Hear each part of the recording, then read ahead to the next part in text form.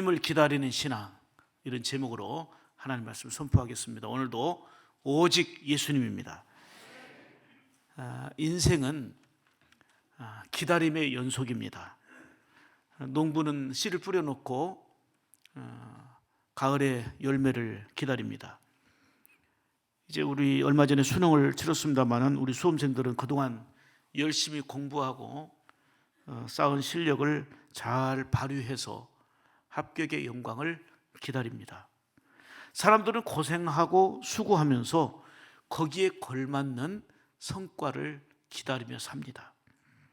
인생에 성공한 사람들은 사실 기다림에서 성공한 사람들이라 이렇게 얘기할 수 있습니다. 반대로 기다림에서 실패한 사람들이 인생에서도 실패를 거듭하는 경우가 많습니다. 이를 우리가 적용해 본다면 신앙생활도 약속의 말씀을 붙들고 하나님의 때를 기다리며 살아가는 거, 이게 절대적으로 필요한 일입니다. 오늘은 교회력으로 대림절 첫 번째 주일입니다. 주님을 사모하고 경건하게 바라본다 해서 보라색으로 스톨과 모든 게 바뀌어집니다. 대림절은 약속하신 대로 오신 성탄하시는 주님을 기다립니다라는 특별히 강조하는 그 절기의 내용입니다. 원래 대림절은 아드벤투스라고 하는 오다라는 뜻의 라틴어에서 유래한 것으로요, 성탄절 맞이하기까지 바로 그전 4주간을 대림절이다라고 얘기합니다. 사순절이 예수님의 고난을 동참하면서 부활하신 주님의 기쁨을 기다리고 이제 경건하게 신앙생활 하는 것처럼 대림절 혹은 대강절이라고 합니다마는 성탄하신 예수님을 기다리는 절기로 더욱더 경건한 삶이 요구되어집니다. 나아가 다시 오실 예수님을 믿음으로 깨어 준비하는 신앙의 절기의 연속, 이게 바로 우리의 신앙인의 태도가 되어야 될 줄 믿습니다. 늘 우리 하나님 앞에서 깨어있는 신앙으로, 그리고 경건한 신앙으로 주님을 기다리는 신앙, 이게 바로 오늘 말씀을 통해서 우리에게 깨닫게 하고 도전받게 하는 내용입니다. 사실 우리의 삶의 위기의 내용은 참 많이 있습니다. 이것도 위기고 저것도 걱정이고 염려를 하지만 우리의 삶의 중심에 예수님이 계시지 않는 것처럼 큰 위기가 어디 있겠습니까? 살아가는데 필요한 것들은 과거에 비해서 훨씬 많아졌지만 문제는 예수님 없이 살아가고 예수님 별로 의지하지 않고 예수님 없이 살아도 살만하네 하는 착각 속에 이 짧은 인생을 살고 있다는 거, 이게 바로 어리석음이고 안타까움입니다. 근본 대림절을 통해서 다시금 예수님을 사모하고 예수님을 기다리는 그런 신앙이 회복되기를 축복합니다. 우리의 구원을 위해서 오시기로 약속하신 성탄하신 예수님, 심판을 위해서 다시 오시마 재림을 약속하신 대로 반드시 다시 오실 예수님을 기다리는 신앙으로 살 때에 매 순간을 승리하게 될 것입니다. 오늘 본문은 예수님이 말씀으로 오셨다는 것을 증거하는 내용입니다. 예수님은 2000년 전에 약속하신 대로 오셨습니다. 이것으로 끝나지 않고 지금도 우리의 삶 가운데 찾아오셔서 우리 가운데 함께 하십니다. 보혜사 성령으로 오셔서 우리의 마음을 어루만져 주시고 필요한 것들을 공급해 주시고 위로해 주시고 대변해 주신다, 그 말입니다. 또한 부활하신 주님은 승천하시면서 약속한 게 있어요. 내가 다시 오리라. 내가 다시 오리라. 그러므로 대림절을 맞이한 우리는 주님을 더욱더 사모하며 기다리는 신앙, 이러한 신앙으로 재무장해야 되겠다는 것입니다. 성탄의 주님을 기다리며 지금 이 순간도 삶 가운데 찾아오셔서 우리와 함께 하시는 주님을 사모하고 주님을 기다리는 그러한 신앙의 태도가 오늘 말씀을 통해서 우리의 삶을 조명하면서 결단해야 될 내용입니다. 그리고 약속하신 대로 다시 오실 주님을 기다리는 신앙으로 살아갈 때에 우리가 깨어있게 되고 승리하게 되는 것입니다. 하나님은 오늘 본문을 통해서 우리에게 예수님을 우리가 바로 알고 바로 믿고 기다리는 신앙으로 살아가라 말씀하시면서 세 가지로 생명의 말씀을 주십니다. 우리가 기다려야 될 예수님은 어떤 분이십니까?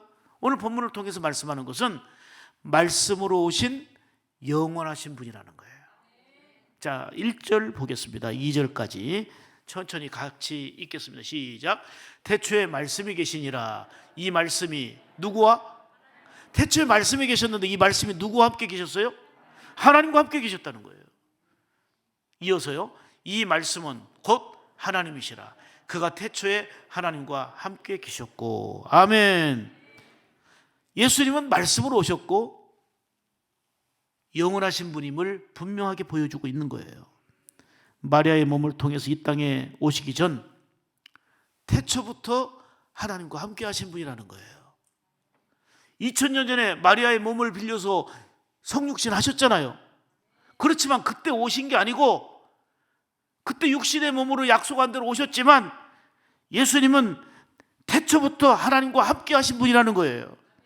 요한복음 17장 5절 말씀 보실까요? 아버지여, 창세전에 내가 아버지와 함께 가졌던 영화로서 창세전에 하나님과 함께 계신 분이에요. 지금도 아버지와 함께 나를 영화롭게 하옵소서. 골로새서 1장 15절에도요, 그는 보이지 아니하는 하나님의 형상이요 모든 피조물보다도 먼저 나신 이시니. 아멘. 창조되기 이전에, 창조의 세계가 있기 이전에 하나님과 함께 계신 분이라는 얘기예요. 그래서 이 본문에서 말하는 태초라는 단어하고 창세기 1장 1절에 나오는 태초라는 똑같은 단어를 썼는데 의미가 달라요. 창세기에 나오는 태초는 아무것도 없던 중에 세상이 만들어지는 처음을 얘기하는 거예요. 하나님의 창조로 인하여서 그 세상이 만들어지는 태초를 말하는 건데, 오늘 본문의 태초는 처음, 시작이요 영원을 의미하는 것입니다. 말씀으로 오신 예수님은 영원한 분이라는 거예요. 아멘. 예수님의 영원하심을 믿는 것이 예수님을 바로 아는 것이고, 그리고 바로 믿는 믿음의 길로 가는 것입니다. 신앙생활은 예수님을 생명의 구주로 믿고 그에 합당한 삶을 살아가는 것입니다. 그래서 예수님이 어떤 분인지 바로 알고 그 중심의 핵심 신앙을 늘 우리가 가지고 있어야 돼요. 언제나 강조합니다마는 저의 고백이 여러분과 함께 동일한 고백이 되기를 원합니다. 하나님은 창조주이십니다. 전능자세요. 하나님이 창조주라 하는 것은 저를 비롯해서 모든 인간, 모든 인류, 그리고 모든 우주 만물은 창조주이신 하나님에 의해서 만들어진 피조물이라는 거예요. 하나님은 공급자라는 거예요. 그리고 공급하신 하나님이 주셔서 누리는데, 또 하나님은 어떤 분이시냐? 회수권자세요. 주신 자도 하나님이시고 취하시는 자도 하나님이세요. 절대 주권자라 그 얘기예요. 하나님은 창조주십니다. 그리고 예수님이 우리의 구주, 나의 구주가 되시는 거예요. 모든 인간은 죄로 인하여서 영원한 지옥 형벌을 받을 수밖에 없었습니다. 그런데 예수님께서 우리의 죄를 사해 주시고 그 죄 가운데서 건져주신 구주가 되신 것입니다. 그러므로 십자가 신앙, 구속 신앙으로 우리가 살아갈 뿐만 아니라 십자가에서 죽으심으로 끝나는 게 아니고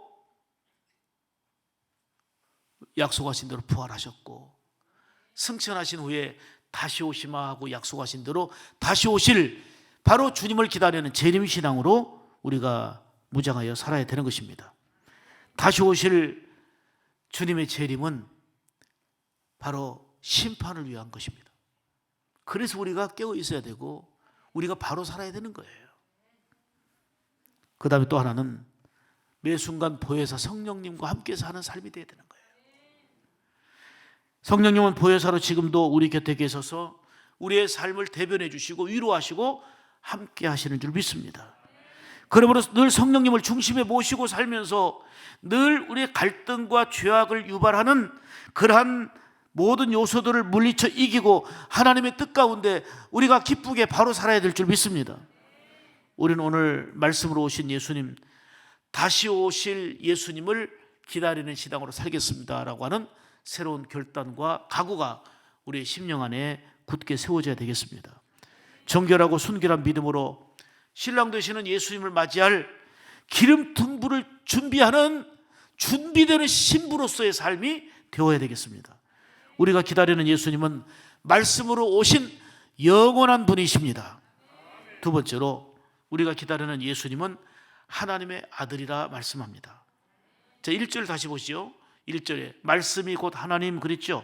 그 다음에 2절에 그가 태초에 하나님과 함께 계셨다는 것은 예수님은 하나님의 아들이심을 강조하는 말씀입니다. 예수님께서는 제자들에게 물으셨어요.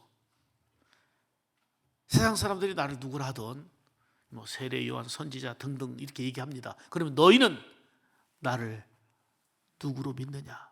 누구라 알고 있느냐? 이때 베드로가 주는 그리스도시요 살아계신 하나님의 아들이십니다라고 대답했습니다. 마태복음 16장 16절의 고백은 예수님은 하나님의 아들로서 지금 이 자리에 나와 함께 하시는 나의 하나님이라는 고백입니다.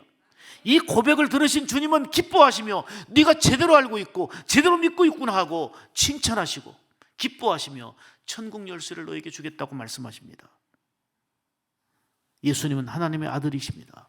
그분이 우리를 구원하기 위하여 약속하신 대로 오신 것입니다. 그리고 부활 승천하신 후에 다시 오신다고 약속하셨습니다. 이제 우리는 이 약속을 붙들고 다시 오실 예수님을 기다리는 신앙으로 살아야 되는데 이런 삶 가운데 예수님이 의식되지 않으니까 내 생각대로, 내 감정대로, 내 마음대로, 내 뜻대로 살아가려 합니다. 예수님이 친히 하신 말씀을 들어보십시오. 요한복음 10장 30절을 보면은 나와 아버지는 하나니라 그랬어요. 요한복음 8장 19절에 보면 나를 알았더라면 내 아버지도 알았을 것으로 말씀하고 있습니다.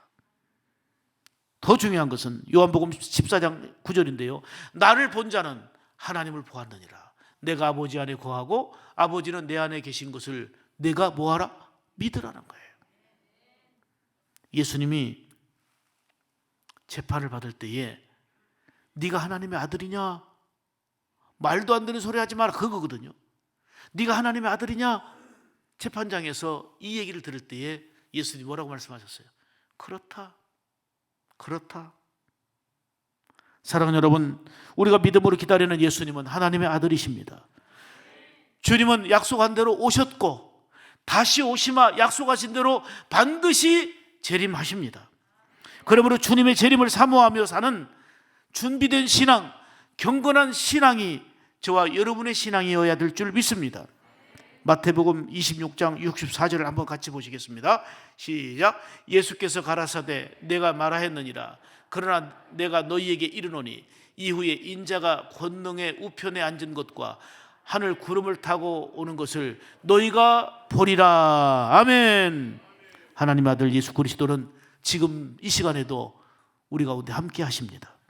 약속하신 대로 다시 오실 주님을 기다리며 맞이할 준비하는 정말 깨어있는 신앙이 될 때에 변화있는 삶이 되고 그리스도인다운 삶이 되고 그리고 세상에 선한 영향력을 끼치는 그리고 세상에 희망을 주는 그런 삶을 살게 될 것입니다.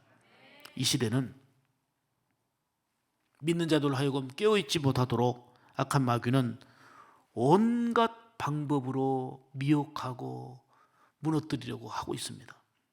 그래서 우리가 이 시대에 참으로 무엇보다도 필요한 것은 영을 잘 분별하라는 거예요. 그래서 영을 다 믿지 말고 그 영이 하나님께 속하였는지 시험해 보라 그랬던 거예요. 성경은 말합니다. 깨어 근신하며 정신을 바짝 차리라 말씀합니다. 마귀가 우는 사자처럼 두루 삼킬 자를 찾고 있기 때문입니다.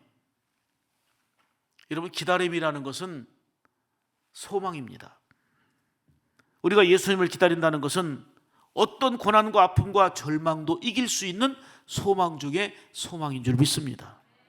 물론 기다림 가운데는 인내의 고통 그리고 여러 가지 고난이 수반이 됩니다. 하지만 분명한 믿음이 있기 때문에 흔들리지 않고 넘어지지 않고 인내로서 승리하게 되는 줄 믿습니다.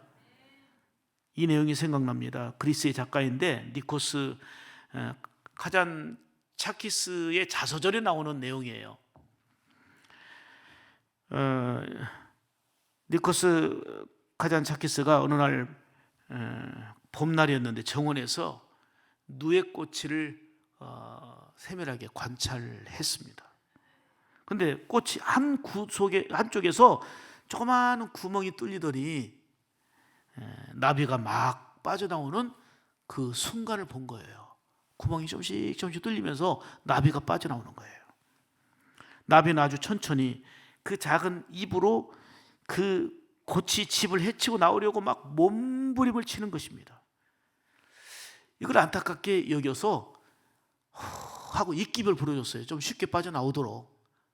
막 몸부림치면서 빠져나오는 장면이 보여지니까 좀 도와줘야 되겠다 싶어가지고 입김을 딱 불어줬더니 따뜻한 기운을 받아서 나비가 쉽게 빠져나와서 그의 손바닥 위에 떨어졌는데 나오자마자 죽어버리는 거예요. 여기서 깊이 깨달았습니다. 그는 나비가 꽃이 집을 빠져나오는 그 몸부림치는 것이 고난이고 힘들게 보여서 쉽게 해주려고 했는데 사실은 나오자마자 죽어버렸잖아요. 그렇게 해치고 나오는 그 과정, 고난의 과정이 바로 밖으로 나와서 하늘을 헐헐 날 수 있는 힘이 되는 건데, 고난으로 보였지만, 고난의 몸부림으로 보였지만 그것이 헐헐 날 수 있는 힘을 얻는 과정이었는데 쉽게 해주려고 도와주다 보니까 날지도 못하고 나오자마자 죽은 겁니다. 그래서 그는 자서전에 이렇게 기록했습니다. 기다리는 것이 지루하고 고통스럽게 보이지만 그러나 기다리는 것은 사람에게도 반드시 필요한 거다. 때로는 왜 이렇게 기다려야 되나? 이렇게 더디게 응답이 오나? 왜 이렇게 힘드나? 이런 순간이 우리에게도 얼마든지 있을 수 있지만 그 과정 속에서 우리가 다듬어지고 새로워지고 주권자이신 하나님의 은혜로 더욱더 충만하게 새롭게 무장되어지면 더욱더 강한 믿음의 자녀로서 하나님의 거룩한 때에, 하나님의 귀한 은혜의 때에 들어 쓰시는 감격과 응답의 기쁨 또한 누리게 될 줄 믿습니다. 기다림은 인내하는 고난이 따르지만 믿음이 있기 때문에 기다리는 것입니다. 신앙생활은 약속의 말씀을 붙들고 기다리는 기다림의 연속입니다. 비록 고난과 어려움도 있지만 흔들리거나 넘어지지 말고 기다리는 믿음으로 살아야 됨을 오늘 본문을 통해서도 증거해 주고 있습니다.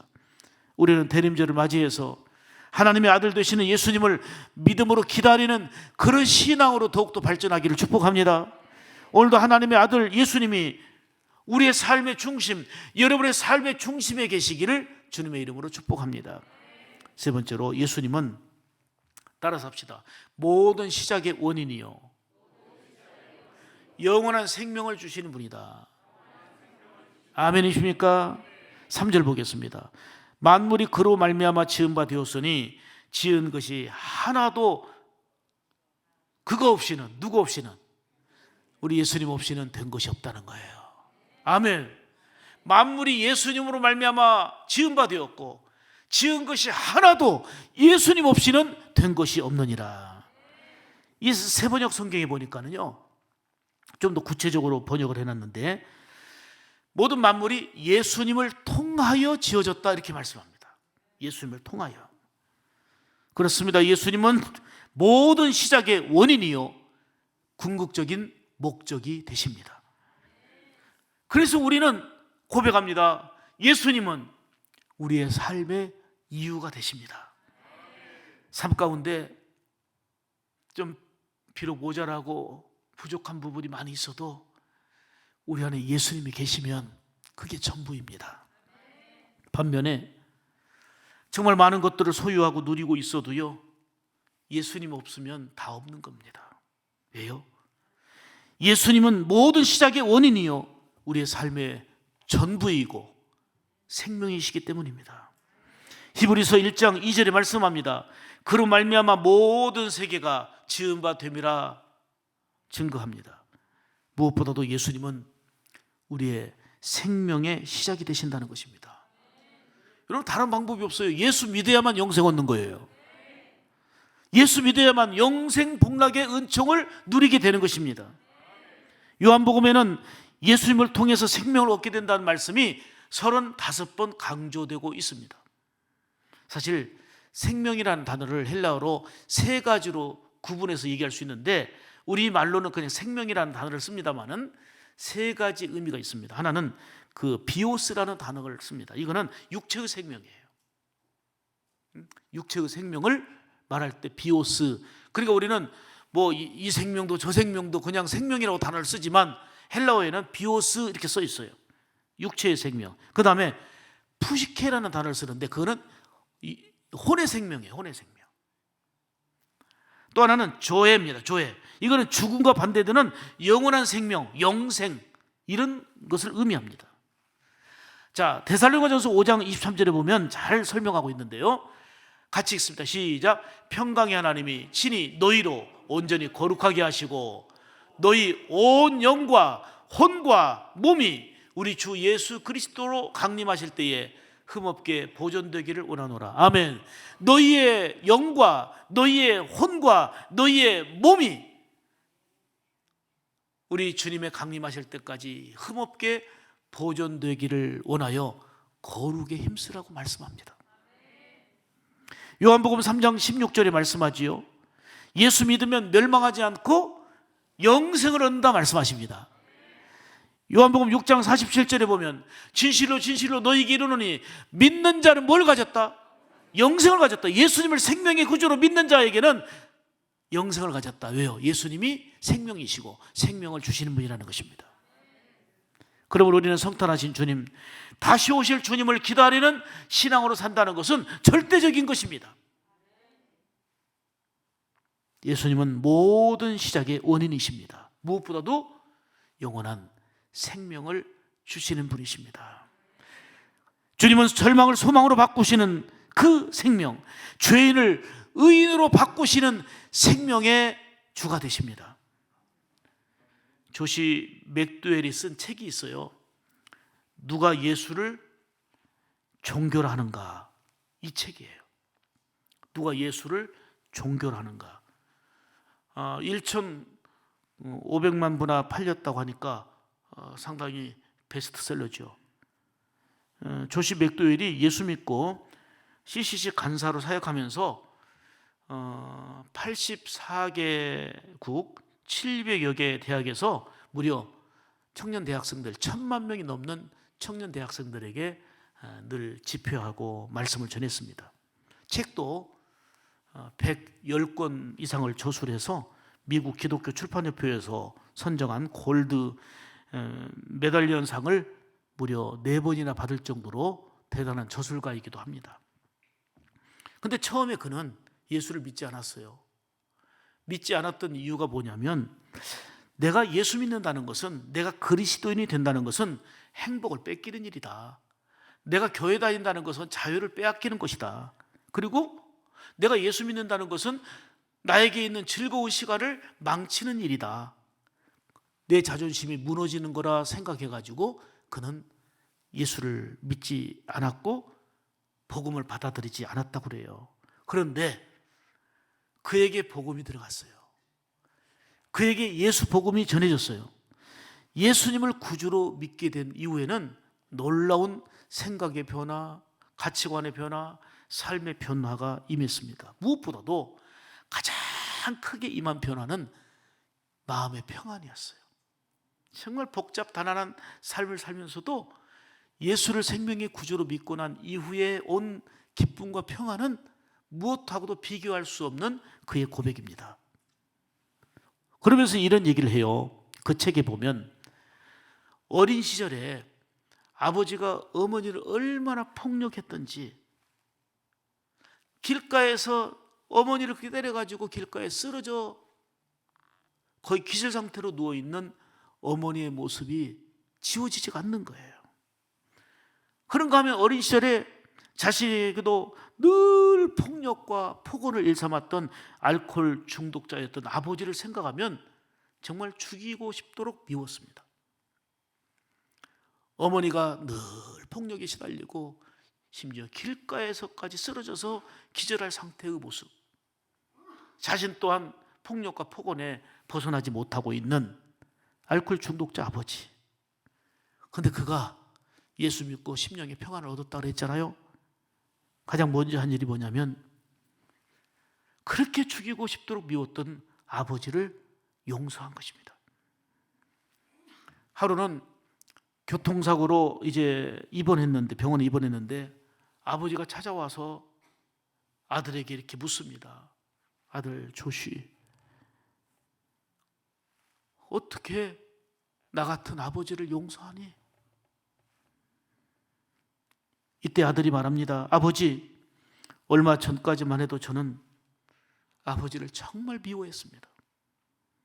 그러나 예수님이 내 마음에 들어오시고 나서는, 예수님이 내 안에 주인 되고 나서는 제 마음이 바뀌었고 삶이 바뀌었습니다. 아버지, 사랑합니다. 아버지는 어찌 나 같은 사람을 용서할 수 있느냐 했는데 이 아들의 고백을 듣고 감동의 눈물을 흘립니다. 그 자리에서 아버지가 예수 믿기로 결단합니다. 나도 네가 믿는 예수 믿겠다. 그때부터 이 아버지가 술을 끊고 새 사람이 되는 변화의 기적이 일어났다는 내용입니다. 사랑하는 여러분, 우리가 조시 맥도웰 이야기만이 아니라 우리의 삶 가운데서도 예수님을 진정으로 믿고 만나면 영적으로 살아나는 겁니다. 심령의 평안이 임하고 삶의 변화가 일어나는 것입니다. 예수님은 말씀으로 오신 영원한 분이십니다.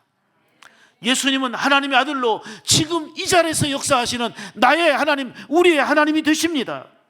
예수님은 모든 시작의 원인이시요 우리의 삶의 이유이고 영원한 생명을 주시는 분이십니다.